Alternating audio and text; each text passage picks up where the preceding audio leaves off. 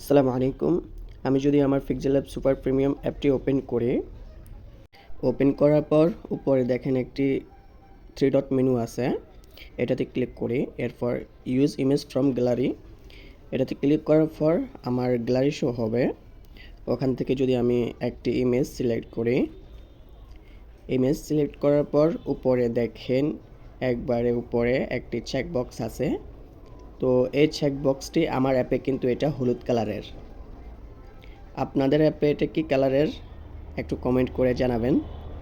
এরপর যদি আমি ব্যাক দিয়ে একটি টেক্সট সিলেক্ট করি, সিলেক্ট করার পর যদি ফন্টে যাই, দেখেন ফন্ট স্টাইল আছে অনেকগুলো ফন্ট।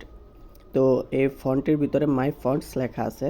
এরপর অ্যাড ফন্টস, এরপরে একটু নিচের দিকে নামলে দেখেন ফন্টের পাশে আরও একটি চেকবক্স আছে, দেখছেন? এই চেকবক্সটা আমার অ্যাপে কিন্তু এটা হলুদ কালারের। তো আপনাদের অ্যাপে এটা কি কালারের একটু কমেন্ট করে জানাবেন। ইনশাআল্লাহ এই চেকবক্সটি কালার করার ফুল ভিডিও নিয়ে হাজির হব।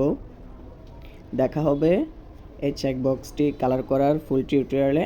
সে পর্যন্ত সবাই ভালো থাকবেন, সুস্থ থাকবেন। আল্লাহ হাফেজ।